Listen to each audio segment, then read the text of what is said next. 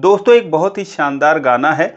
आप लोगों ने सुना होगा कि एक तमन्ना जीवन की मैं प्यार तेरा ही पाऊं, शादी तुझी से हो मेरी, चाहे शादी के दिन मर जाऊं। तो ठीक ऐसी ही एक घटना हुई है कि जिस पर यकीन कर पाना मुश्किल है। दरअसल एक 75 साल के बुजुर्ग जिनके पत्नी की मौत हो गई, तो फिर वो शादी करने के लिए एक 35 साल की महिला के पीछे पड़ गए। महिला जो कि विधवा थी, खूबसूरत थी, 3 बच्चों की वो माँ थी। वो उसके पीछे पड़ जाते हैं। महिला इनकार करती रही। वो बोली कि मेरा मायका मुझे छोड़ देगा, ससुराल मुझे छोड़ देगा तो मैं कहाँ जाऊंगी, मेरे 3 बच्चे हैं। बुजुर्ग आदमी कहते हैं कि तुम बच्चों की चिंता मत करो, मैं उनके नाम 1-1 लाख रुपए जमा कर दूंगा और मेरी जो प्रॉपर्टी है, मेरी जो जमीन जायदाद है, वो सब मैं तुम्हारे नाम कर दूंगा। फिर भी महिला कहती है कि हमारे तुम्हारे उम्र में इतना जमीन आसमान का अंतर है। तुम 75 साल के, मैं 35 साल की, कैसे शादी कर लूँ, लोग क्या कहेंगे। वो कहते हैं जैसा तुम सोच रहे हो वैसा कुछ भी नहीं है, मैं तुम्हें दुनिया की सारी खुशियाँ दूंगा और तुम मुझसे शादी कर लो। बार बार वो इनकार करती रही, लेकिन बार बार वो उसके पीछे पड़े रहे। एक दिन नौबत यहाँ तक आ जाती है कि वो उस महिला के हाथ पैर जोड़ने लगते हैं, गिड़गिड़ाने लगते हैं और फूट फूट कर रोने लगते हैं। कहते हैं कि तुम मेरी पत्नी बन जाओ और मुझसे शादी कर लो, मुझ पर रहम करो। दोस्तों उस महिला को उन पर दया भी आती है, साथ में उसके बच्चों के ज़िंदगी का भी सवाल था कि वो कहते हैं थे कि तुम्हारे बच्चों के नाम पैसा जमा कर दूंगा। और सबसे बड़ी बात ये थी कि उन बुजुर्ग के आंखों में उस महिला के लिए बेशुमार प्यार था, मोहब्बत था, जिसे वो महिला देखकर इनकार नहीं कर पाती है।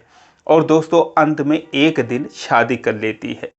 लेकिन शादी की रात दोस्तों दोनों जमकर बातें करते हैं, पति पत्नी वाला धर्म भी निभाते हैं।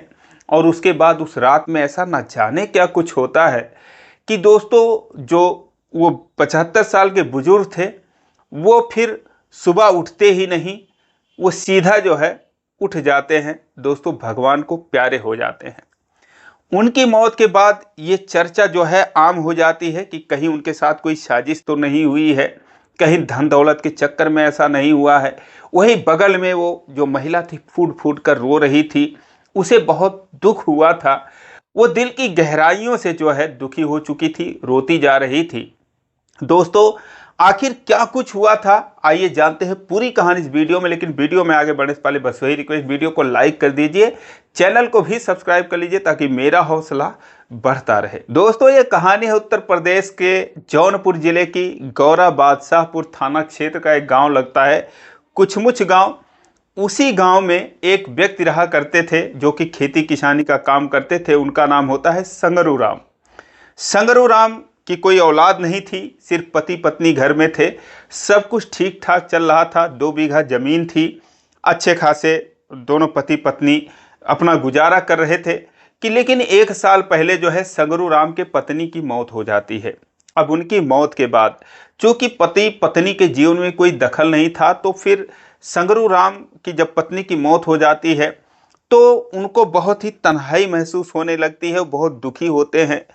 वो सोचते हैं कि मेरा गुजारा कैसे होगा। जिधर भी देखते थे बस उन्हें अपनी पत्नी की सूरत नजर आती थी और वो बहुत दुखी हो जाते हैं।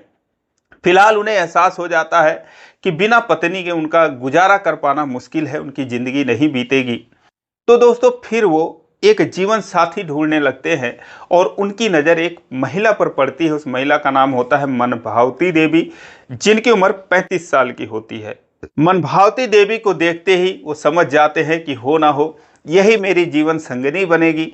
चूँकि वो भी विधवा थी, उसके भी पति की मौत हो चुकी थी और ये भी तन्हा थे, अकेले थे। तो फिर वो मनभावती के सामने शादी का प्रस्ताव रखते हैं। लेकिन मनभावती देवी जब उनकी शक्ल देखती है तो चौंक जाती है। वो इनकार कर देती हैं, कहती हैं कि क्या बात कर रहे हैं आप, मैं आपसे क्यों शादी करूं। वो कहते हैं क्योंकि मैं भी तन्हा हूं, तुम भी तन्हा हो और मुझे जो है जीवन साथी की बहुत ज़रूरत है, तो मुझ पर रहम करो, दया करो, मुझसे शादी कर लो।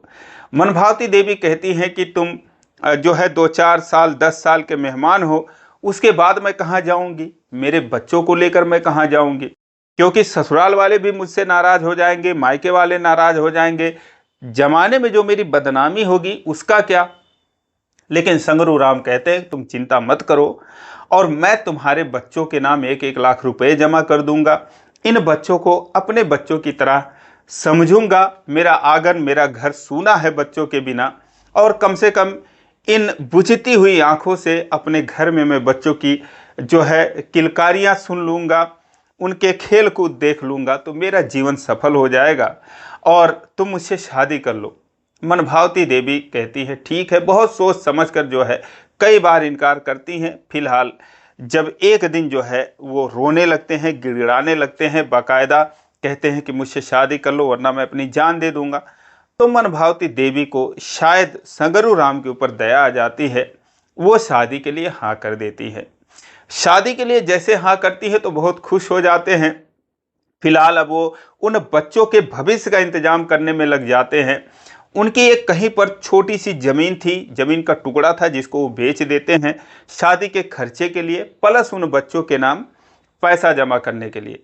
तो जो भी पैसे मिलते हैं उससे मनभावती देवी के लिए ज्वेलरी खरीदते हैं, कपड़ा खरीदते हैं, मंदिर में जो है वो जाते हैं, गांव वालों की मौजूदगी में पूरे होशो हवास में शादी करते हैं। लेकिन मनभावती देवी कहती हैं कि जैसे ही इनकी मौत होगी, मान लो 75 साल के हैं तो 4-6 साल 10 साल बाद, तो वैसे ही इनके जो और पटीदार लोग हैं वो जायदाद के लिए आ जाएंगे, मुझे धक्के मारकर भगा देंगे। तो वो कहती हैं कि ऐसा नहीं है, इस शादी को तो मान्यता लोग देंगे नहीं, कुछ जो है कानूनी प्रक्रिया हो जाए। वो कहते हैं कि मैं इसके लिए भी तैयार हूँ, क्योंकि वो किसी भी कीमत पर मनभावती देवी को खोना नहीं चाहते थे। वो कहते हैं चलो कोर्ट मैरिज कर लेते हैं। जब कोर्ट मैरिज करने के लिए कोर्ट में पहुंचते हैं तो जब उनको देखते हैं मैरिज ब्यूरो के लोग, तो दोस्तों वो भी जो हैरान हो जाते हैं। लेकिन ये दोनों लोग पूरे होशो हवास में थे और किसी के ऊपर कोई दबाव नहीं था, इसीलिए दोनों की शादी को मंजूरी दे दी जाती है। बाकायदा उनका कागज़ पत्र बन जाता है और उसके बाद वो शादी करके खुशी खुशी मिठाई वगैरह लेकर अपने घर पर आ जाते हैं। शाम का वक्त था। मनभावती देवी कहती हैं कि जो मिठाइयाँ हैं लाओ, कम से कम पास पड़ोस वालों को बांट देती हूँ। वो कहते हैं कि सुबह कुछ और मिठाई मंगा लूँगा, पूरे गांव में बांटेंगे। और उसके बाद दोस्तों दिन भर के थके थे वो लोग, फिलहाल खाना पानी खाते हैं। सुहाग रात का समय आता है तो उनको कोई बेड वगैरह तो था नहीं, क्योंकि नई नई शादी तो थी नहीं, बेड सोफ़ा वगैरह मनभावती देवी लेकर आती। जो भी खर्चा किया था संगरू राम ने ही किया था। उनका पुराना तखत था, उसी तखत के ऊपर बिस्तर लगता है, दोनों पति पत्नी बैठते हैं और उसके बाद दोस्तों अब दोनों एक दूसरे से बातें करते हैं, कैसे क्या होगा, बच्चों का भविष्य क्या होगा। और हम लोग अब कुछ लोग आते हैं, हंसी मजाक भी करते हैं उससे पहले। फिलहाल दोस्तों अब जो है दोनों लोग बातें कर कुरा के उसके बाद रात काफ़ी हो रही थी, जब बच्चे के सोने का इंतज़ार कर रहे थे कि सारे बच्चे सो जाएं। उसके बाद जो है, क्योंकि अब उनको शोभा नहीं देता था बच्चों के सामने जो भी वो अपना दरवाज़ा बंद करे, फिलहाल बच्चे सो गए। 3 बच्चे थे, एक लड़की थी और 2 लड़के थे मनभावती देवी के। जब सो गए तो दोस्तों फिर ये अपना पति पत्नी वाला धर्म निभाते हैं, जो भी कुछ होना था अपना प्यार मोहब्बत करते हैं। उसके बाद रात के जब 2-3 बज जाते हैं, मनभावती देवी वहाँ पर सोने लगती है। तो संगरू राम कहते हैं कि नहीं, यहाँ पर मत सो, क्योंकि बच्चे उठेंगे और हमको एक कमरे में देखें तो शायद उनको भी बुरा लगेगा। तो इसीलिए जो बेटी है उसको लेकर तुम अंदर सो जाओ, मैं दोनों बेटों को लेकर बाहर सो जाता हूँ। मनभावती देवी बहुत खुश होती हैं कि कम से कम जो मेरे पति हैं इतनी मेरी कम से कम मेरी इज्जत का तो ख्याल रख रहे हैं और मेरे बच्चों के भी इज्जत का ख्याल रख रहे हैं, इतनी तो समझदारी है। वो कहती है ठीक है। फिलहाल संगरू राम बाहर चले जाते हैं। बाहर तखत पर 2 बेटे सोए थे, एक और तखत पर खुद सो जाते हैं। अंदर जो मनभावती देवी थी वो अपने बेटी के साथ सो जाती हैं। सुबह जब 5 बजते हैं संगरू राम उठते हैं और उसके बाद दरवाज़ा अंदर से बंद नहीं था, फिलहाल जाते हैं मनभावती देवी को उठाते हैं, कहते हैं 5 बज गए उठो। वो उठती हैं, फिलहाल उनको बरस पानी वगैरह जो भी देना था संगरू राम को देती हैं, उनका पैर छूती हैं और उसके बाद फिर वो अपने कामों में लग जाती हैं। थोड़ी देर बाद कुछ गांव की महिलाएं आ जाती हैं, हंसी मजाक करने वाली। संगरू राम से भी मजाक करती हैं, दादा कैसी रही रात। इधर मनभावती देवी से भी मजाक करती हैं, कैसी रही रात। सारे लोग हंसी ठिठोली करते हैं। मनभावती देवी उनको चाय वगैरह बनाकर पिलाती हैं और संगरू राम के खुशियों का कोई ठिकाना नहीं था। वो बच्चों को खुशी खुशी उठाते हैं, बेटे उठो और हाथ मुंह धो लो, कुछ नाश्ता पानी कर लो। ये देखकर मनभावती देवी बहुत खुश होती हैं। वो सोचती हैं कि चलो जो भी हुआ अच्छा हुआ, अब आराम से ज़िंदगी कट जाएगी। लेकिन दोस्तों, जैसा सोचो वैसा होता नहीं है। फिलहाल जब 7:30 बज गए, कई लोग आए, मिलने वाले मिले जुले, आराम से वो लोग चले गए। चाय पानी पीकर, मिठाई खाकर संगरू राम खुशी खुशी सबका स्वागत कर रहे थे, सबसे बातें कर रहे थे। लेकिन जब 7:30 बज रहे थे, तख्ते पर बैठे थे और मनभावती देवी घर के अंदर खाना बना रही थी, तभी अचानक से वो एक तरफ को लुढ़क जाते हैं। जैसे ही वो लुढ़कते हैं, एक महिला उधर से आती है, वो मिलने ही आ रही थी। आकर कहती है, अरे दादा क्या हाल है, रात भर जगे हो क्या जो इस टाइम सो रहे हो। वो भी मजाक करती है। लेकिन दोस्तों, अब उसे क्या पता कि इनको क्या हो गया है। वो कोई जवाब नहीं देते हैं और उनका कुछ हाव भाव अजीब सा लगता है। तो दौड़कर जाती हैं और मनभावती देवी को कहती हैं कि अरे दादा को क्या हो गया जो है तख्ते पर इस तरीके से पड़े हैं, ऐसे लग रहा है जैसे लुढ़क गए हैं। वो कहती है, क्या बात कर रही हो, अभी तो हंसी मजाक कर रहे थे, अभी तो मैं यही आई हूँ। वो कहती है, चलकर देखोगी बाहर क्या हो गया। दोस्तों, वो आती हैं, वास्तव में जैसे वो देखती है, उनको तो उनके शरीर में कोई दम ही नहीं। वो बस आंखों से जो है अपनी आंखें खोल रखे थे और मनभावती देवी के चेहरे को देख रहे थे, कुछ कहना चाह रहे थे, लेकिन उनके मुंह से जो था कोई आवाज़ भी नहीं निकल रहा था। वो तमाम तरीके से झिझोड़ती हैं, फिर पानी लाती हैं, मुंह धोती हैं, लेकिन कोई फ़ायदा नहीं होता। फिलहाल जो बच्चे थे अभी सो ही रहे थे, उन बच्चों को जगाती हैं। और इसी बीच एक आज़ाद नाम का जो लड़का होता है, जो कि दादा की वही देखभाल करता था संगरू राम की, जब से उनकी पत्नी की मौत हुई थी, तो उसको फ़ोन करती हैं। वो भी सोया पड़ा था। वो दौड़ के आता है, कहती कि अरे देखो दादा को क्या हो गया। और फिर वो कहता है, तो दादा की तबीयत पता नहीं क्या हो गया इनको। उसके बाद डॉक्टर आता है। डॉक्टर आकर जब उनकी हालत देखता है तो कोई दवा नहीं देता। कहता है, जब ये कुछ बोल ही नहीं रहे हैं, सिर्फ आंखों से ताक रहे हैं, तो मैं इनको क्या दवा दूं। फिलहाल आप इनको जौनपुर ले जाइए, डिस्ट्रिक्ट हॉस्पिटल में इनको दिखाइए। अब दोस्तों, जो मनभावती देवी, जिसके मन में जो है अपार खुशियाँ थी, थोड़ी ही देर में देखते देखते उनका मन दुख से भर जाता है। वो रोने चिल्लाने लगती हैं। उसके बाद एक 4 पहिया गाड़ी मंगाई जाती है, जिसमें उनको लिटाकर और उसके बाद उनको जौनपुर ले जाया जाता है। जब हॉस्पिटल पहुंचते हैं, इमरजेंसी में डॉक्टर देखते हैं, बीपी वगैरह चेक करते हैं, ग्लूकोज वगैरह चढ़ाते हैं। उनके भी समझ में नहीं आ रहा था क्या हो गया। वो सिर्फ देख रहे थे, कुछ बोल नहीं रहे थे, बोलने की कोशिश कर रहे थे। और दोस्तों, फिर देखते देखते इलाज चलता रहा, लेकिन कोई फ़ायदा हुआ नहीं। थोड़ी ही देर में संगरू राम जी की मौत हो जाती है। जैसे उनकी मौत होती है, मनभावती देवी रोने लगती हैं। वो कहती हैं कि ये क्या हो गया, और अभी कल ही हम दोनों की शादी हुई है, आज ही ये सब होना था। फिलहाल दोस्तों, वो लाश को लेकर घर आ जाती हैं।